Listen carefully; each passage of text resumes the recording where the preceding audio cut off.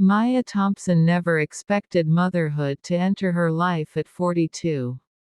She spent most of her years working as a counselor at Brookside Community Center in Oregon, investing her time helping struggling kids and teens find their direction. Her life had routine, peace, and quiet, but also a quiet emptiness she rarely admitted to anyone, not even herself. Things changed when she met a 13-year-old boy named Ethan Carter, a quiet foster child with storm gray eyes and a guarded spirit. She helped him through his counseling sessions, guiding him past his fear, his self-doubt, and his long history of being shuffled through temporary homes. With each passing week, she felt a connection that tugged at her heart in ways she hadn't felt in years. And 6 months later, after long conversations and deep reflection, Maya decided to adopt him. Life with Ethan wasn't immediately perfect. He was polite and quiet but moved through the world like someone expecting it to break beneath him.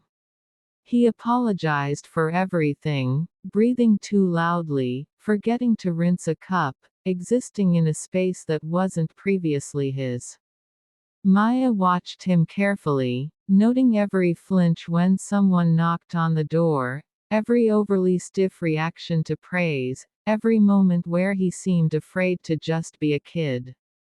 She wanted desperately to give him the stability he had never truly known. It wasn't until early winter, nearly a year into the adoption, that she realized just how deeply Ethan struggled.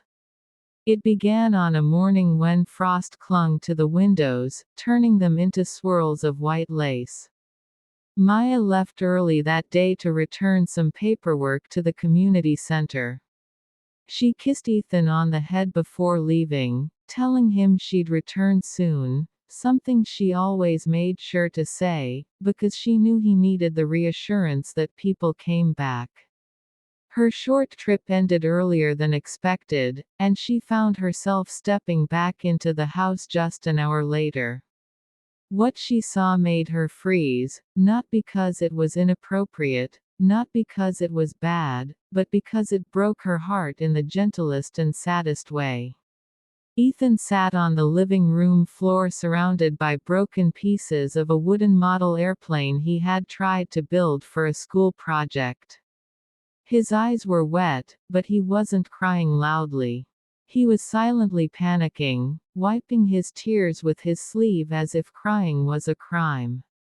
Papers, glue, wooden fragments, and instructions lay everywhere. He mumbled apologies to the empty room, as if begging forgiveness from ghosts of past caretakers. "I'm sorry," he whispered. "I'm sorry I broke it. I'm sorry I messed up again. I'm sorry. I'm sorry." Maya felt something inside her crack open. She stepped closer. Ethan. His whole body stiffened. His head snapped up, eyes wide in fear. I'm sorry, I didn't know you were coming back yet. I didn't mean to make a mess, I didn't mean. He started gathering pieces frantically, cutting his fingers on a splinter but ignoring the pain. Maya knelt beside him. "Hey," she said softly, touching his hand gently. "It's okay." But Ethan pulled back slightly, shaking his head, as if unworthy of comfort. She took in the disaster of the project, but more importantly, she took in the disaster happening inside her son. This wasn't just frustration. It was fear. Fear of being yelled at. Fear of being punished. Fear of being unwanted. "Ethan," she whispered, "you didn't do anything wrong. But I broke it," he said in a fractured voice. "I'm supposed to turn it in tomorrow, and the teacher already thinks I'm behind, and I told you I could do it, and now I ruined it and you'll be mad because I wasted your money."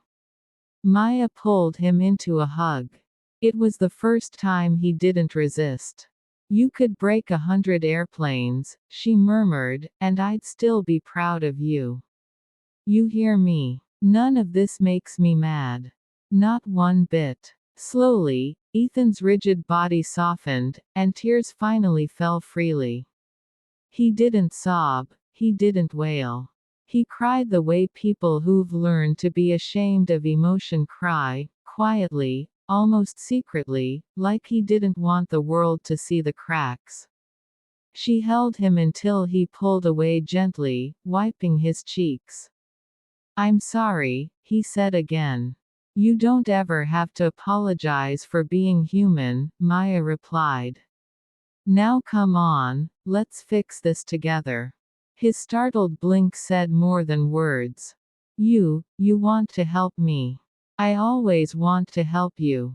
Ethan swallowed hard. "No one ever joined me before. When I messed up things at other houses, they just told me to clean it alone. Or threw it away." Maya felt the ache in her chest again, but she kept her voice steady. "Well, in this house, we fix things together." They spread the broken pieces out on the table, studying the damage like detectives. The plane was repairable, though it would take patience and teamwork. They examined the instructions, planned the steps, and began rebuilding it piece by piece. "You know," Maya said lightly, "this is kind of fun." Ethan cracked the tiniest smile. "Really? Really?" Working side by side, Maya noticed Ethan becoming more relaxed. He asked questions about the parts, commented on the design, even made a few jokes under his breath.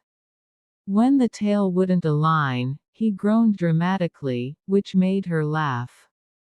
When she accidentally glued her fingers together, he laughed for real, light, soft, but undeniably genuine. They worked for hours. By late afternoon, the plane stood on the table, straight, strong, and complete. Ethan stared at it, stunned. "We did it. We did," Maya said. "Together." He looked at her, and the gratitude in his eyes was so deep it nearly undid her.